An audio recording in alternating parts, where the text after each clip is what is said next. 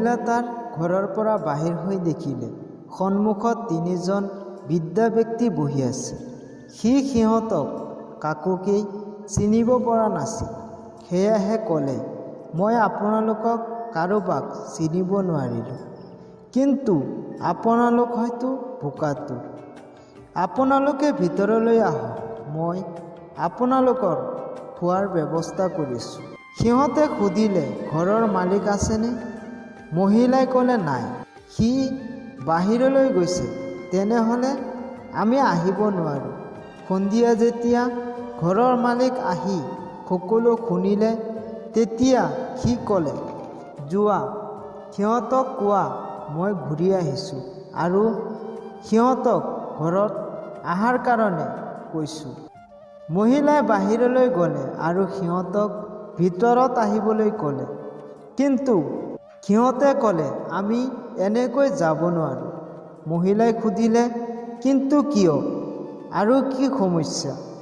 বৃদ্ধা লোকৰ মাজৰ এজনে ক'লে, আমাৰ মাজৰ এজন হ'ল সম্পদ, আৰু এজনৰ ফালে নিৰ্দেশ কৰি ক'লে, তাৰ নাম সাফল্য, আৰু মই ভালপোৱা।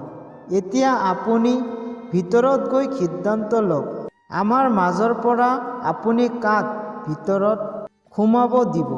মহিলা যেতিয়া ভিতৰত গৈ সকলো খুলি ক'লে, তেতিয়া তাৰ স্বামী অত্যন্ত আনন্দ হৈ গ'ল আৰু ক'লে, অসাধাৰণ, ব'লা আমি সম্পদক মাতোঁ, তেনেহ'লে আমি ধনী হৈ যাম।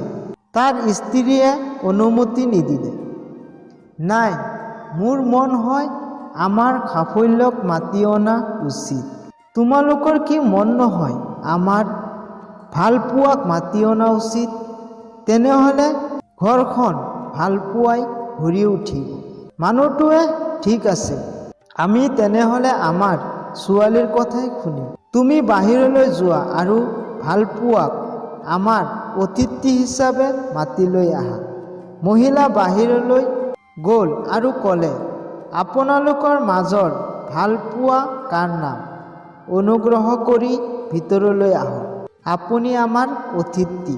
ভালপোৱা নামৰ বৃদ্ধা উঠি থিয় হ'ল আৰু ঘৰৰ ভিতৰত সোমাবলৈ আৰম্ভ কৰিলে। বাকী দুজনেও উঠি থিয় হ'ল আৰু তাক অনুসৰণ কৰিব ধৰিলে। মহিলাই আচৰিত হৈ গ'ল আৰু ক'লে, মইতো মাত্ৰ ভালপোৱা নামৰ বৃদ্ধাক ভিতৰলৈ অহাৰ কাৰণে আমন্ত্ৰণ জনাইছোঁ।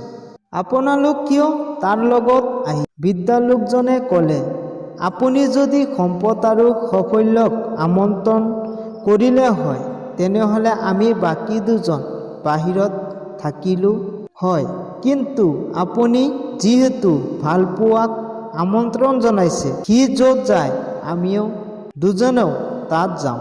য'ত ভালপোৱা থাকে তাত সম্পদ আৰু সাফল্য থাকে। বিশ্বাসটোক ৰক্ষা কৰিবলৈ শিকক, কাৰণ বিশ্বাস এবাৰ ভাঙি গ'লে সত্য কথাবোৰো মিছা বুলি মন হয়।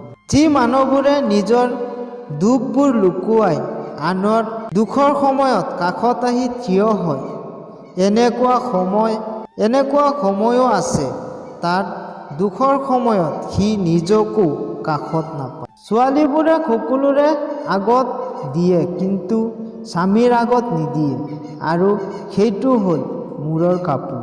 যদিও এতিয়া কাপোৰ দিয়া প্ৰচলন নাই বুলি ক'লেই চলে, মানুহ দিনে দিনে আধুনিকৰ নামত অসভ্য হৈছে। সকলোতকৈ মূল্যৱান কি জানেনে? সময় আৰু সম্পৰ্ক। যিয়ে সময়ৰ মূল্য নুবুজে, তাৰ পিছত সময় বেয়া নকৰাই ভাল।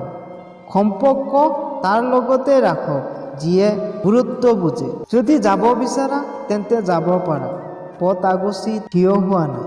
আঘাত হয়তো ঠিকেই পাইছোঁ, কষ্টবোৰতো তোমাক জনোৱা নাই। যিমান দূৰত যাব বিচৰা যাব পাৰা। জীৱনত ভালে থাকিবলৈ হ'লে এই 5টি কথা মানি চলক। 1. কথা কম ক'ব। 2. কাণেৰে কম শুনক। 3. খং কম দেখুৱাব। 4. মানুহৰ আপোন কমকৈ ভাবিব। 5. যিমান বুৰ্বক হ'ব সিমানেই সুখী থাকিব। পৃথিৱীত সকলোতকৈ মিছা কোৱা হয় ধৰ্মগ্ৰন্থ ধৰি যিটো আদালতত আৰু চবতকৈ বেছি সত্য কোৱা হয় মদৰ বটল ধৰি।